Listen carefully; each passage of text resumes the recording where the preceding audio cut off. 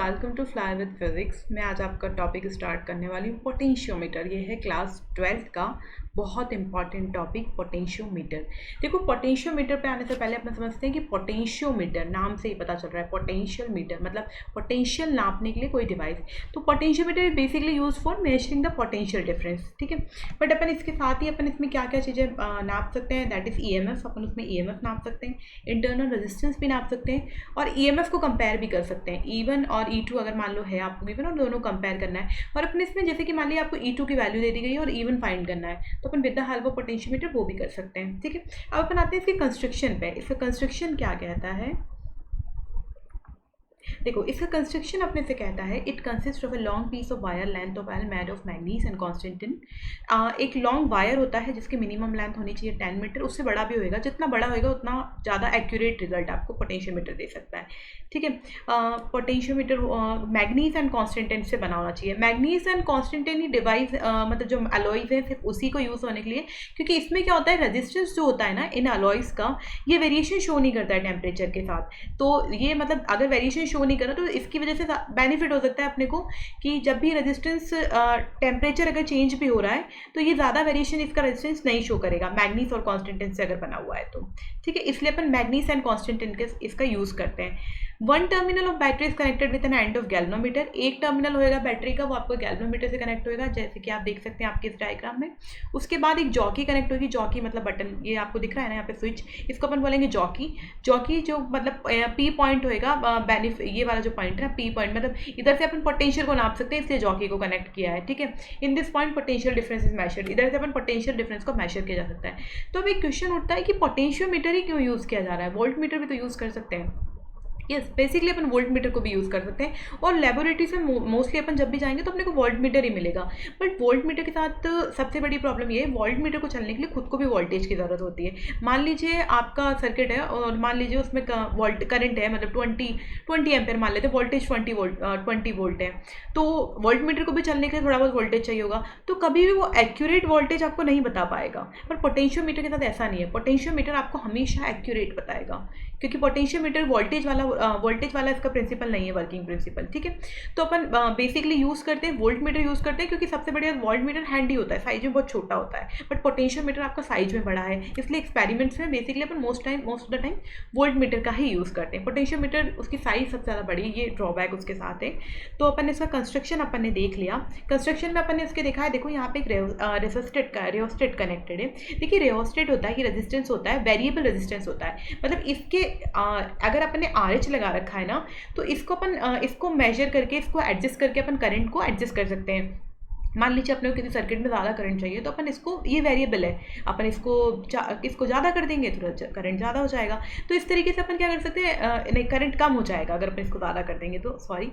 तो अपन उस तरीके से अपन इसको सेट करके करंट को अपने हिसाब से एडजस्ट कर सकते हैं। तो इसलिए अपन यहाँ पे वेरिएबल रेजिस्टेंस का यूज़ करेंगे और वेरिएबल रेजिस्टेंस को ही अपन RH कहते हैं। देखिए बेटा, मोस्ट ऑफ द टाइम हमसे एग्जाम्स में पूछ लिया जाता है कि why we use manganese and constantan in potentiometer. So reason is that, आपको यहाँ पे मैंने देखो रीज़न स्पेसिफाई करा है। Reason of using this, it's resistance do not show variation with change in temperature, कि इनका जो रेजिस्टेंस है वो वेरिएशन शो नहीं करता है टेम्परेचर चेंज होने के बाद भी, इसलिए अपन मैग्नीज एंड कॉन्स्टेंटिन का यूज़ करेंगे।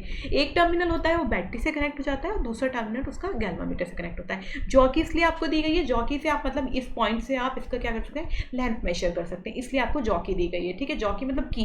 ठीक है, उसके बाद अपन देखते हैं इसका वर्किंग प्रिंसिपल आपको क्या कहता है। देखो, वर्किंग प्रिंसिपल पे आने से पहले एक बार अपन इसका बेसिक डायग्राम बनाते हैं, जो मोस्ट ऑफ द टाइम आपने होता है। अब इसमें अपने को पता था कि एक लॉन्ग वायर का यूज़ किया गया था, तो मैं आपको इसका डायग्राम बना के दिखाती हूँ।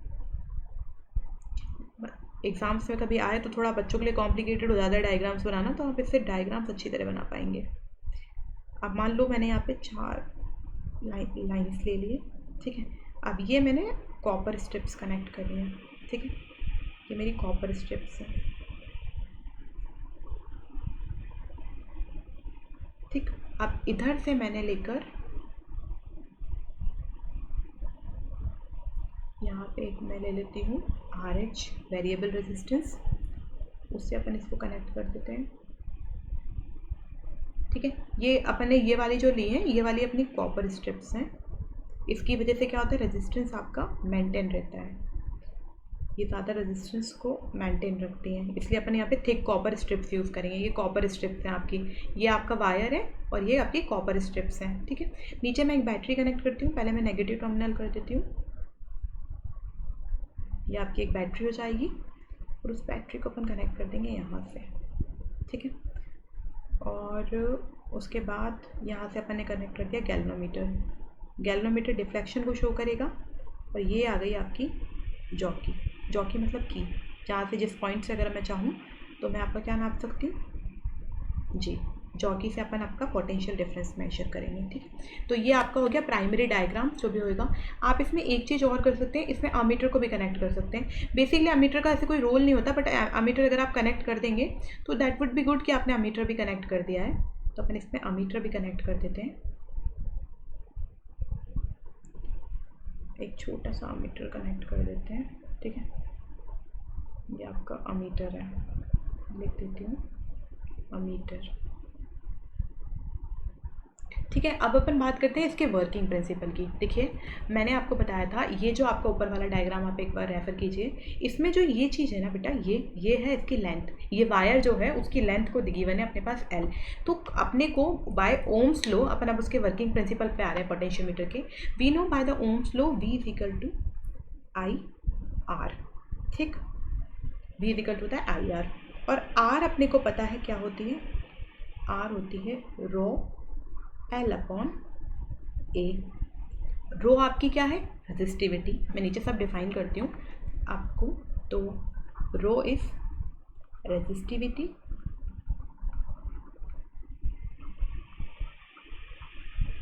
L is length of wire,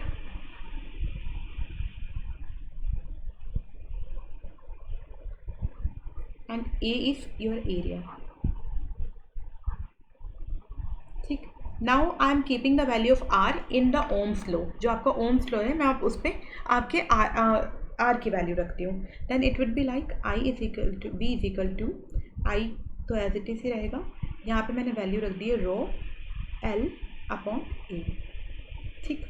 अब देखिए रो एल अपॉन ए है जो, ये अपन कह सकते हैं, देखो वी इज इक्वल टू अगर मैं कर देती हूँ आई रो ए अपॉन एल, ठीक है। उसी फॉर्मूले को मैंने इस, तो V इज इक्वल टू हो जाएगा आपका आई रो एल ए, ठीक है। अब देखो रेजिस्टिविटी है वो यहाँ पे कांस्टेंट रहेगी आपकी, क्योंकि देख लीजिए कोई सा भी मटेरियल अगर आपने लिया है तो उसकी रेजिस्टिविटी तो सेम ही रहेगी, रेजिस्टिविटी जो है वो सेम रहेगी, ठीक है। तो रेजिस्टिविटी विल बी कांस्टेंट। अब बैटरी तो आप एक ही ले रहे हैं पोटेंशियोमीटर में, तो आपकी जो आई होएगा वो भी यहाँ पे कांस्टेंट रहेगा, और एरिया आपका रहेगा वो भी कांस्टेंट रहेगा यहाँ पे, ठीक है। ये तीनों चीज़ें आपकी कांस्टेंट रहेंगी, ठीक है। अब रेजिस्टिविटी आई तो देखो जितना आपने वोल्ट की बैटरी ली है उतना ही होएगा। पोटेंशियोमीटर में ऐसा थोड़ी बार बार अपन बैटरी को चेंज कर देंगे, नहीं, अपन बार बार बैटरी को थोड़ी चेंज कर सकते हैं। तो वो जो होगी वो भी आपकी कांस्टेंट रहेगी, एरिया भी आपका कांस्टेंट रहेगा, लेंथ है वो आपकी वेरिएबल रहेगी। तो मैं इसको ऐसे लिख सकती हूँ, अगर मैंने इन तीनों को, आई विल से लास्ट में मैं अगर कहती हूँ आई एल अगर ए है वो आपके कॉन्स्टेंट है, ठीक है। अगर वो तीनों कांस्टेंट है तो इसका मतलब हो गया कांस्टेंट इन तीनों की जगह अपॉन एल। अब कांस्टेंट क्वांटिटी आई है तो we can say V is directly proportional to L, कि V है जो आपका वो डायरेक्टली प्रोपोर्शनल है L के। मतलब अगर आपने लेंथ ज़्यादा ली है तो आपका वोल्टेज ज़्यादा होएगा, लेंथ अगर आपने कम ली है तो आपका वोल्टेज कम रहेगा, ठीक है। तो अगर मैं आप प्रोपोर्शनिटी के साइन को हटाती हूँ और इक्वल लगाती हूँ, मैं आपको हर बार बताती हूँ, अगर अपन प्रोपोर्शनिटी के साइन को हटाएंगे तो अपन यहाँ पे कॉन्स्टेंट क्वांटिटी को रखेंगे। तो मैं यहाँ पे क्वांटिटी रखती हूँ के एल। अब जो आपका ये के आया है ना, दैट इज पोटेंशियल ग्रेडियंट,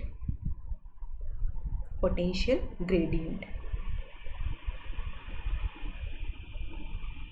आपका पोटेंशियल मीटर कितना सेंसिटिव है तो वो ये आपको डिफाइन करेगा पोटेंशियल ग्रेडियंट। जो पोटेंशियल ग्रेडियंट आपकी चीज़ आई है that will define how much sensitive your potential meter. तो ये इस चीज़ को डिफाइन करेगा, है ना। तो I can say that K is equal to V upon L, ठीक। अब देखिए अगर आपका पोटेंशियल मीटर जितना कम होएगा ना, पोटेंशियल मीटर आपका जितना कम है आपका उतना ही ज़्यादा ये वाला डिवाइस जो होगी वो पोटेंशियल मीटर उतना ही आपका सेंसिटिव होएगा।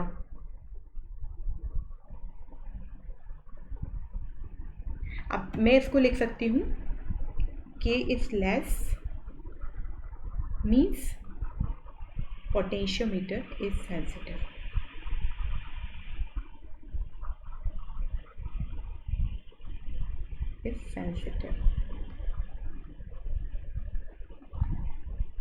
So I can say that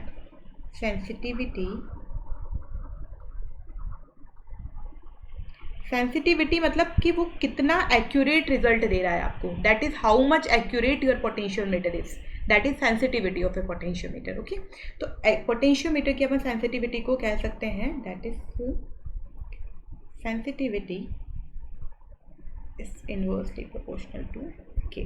मतलब के जितना कम होएगा सेंसिटिव उतना ज़्यादा होएगा. तो I am saying both are inversely proportional to each other. ठीक है, उसके बाद अपन एक चीज़ कह सकते हैं, के जो होती है आपकी that is V upon L. It means sensitivity जो अगर आपकी है उसको अगर अपन मैं इधर आपकी वैल्यू रख देती हूँ के की जगह V अपॉन L, तो sensitivity is directly proportional to L.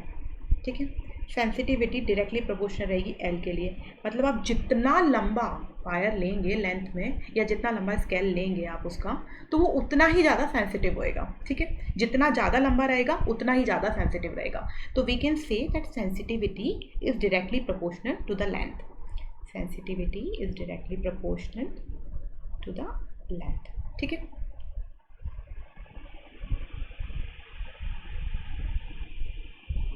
तो ये आपका पोटेंशियोमीटर का टॉपिक कंप्लीट होता है. अगर आपको कोई भी डाउट और क्वेरीज इस टॉपिक से रिलेटेड या कोई से भी टॉपिक से रिलेटेड हो तो नीचे दिए गए कमेंट बॉक्स में कमेंट कर देना या फिर मेल आईडी पर मेल कर देना. And thank you for watching this video and please like and subscribe also.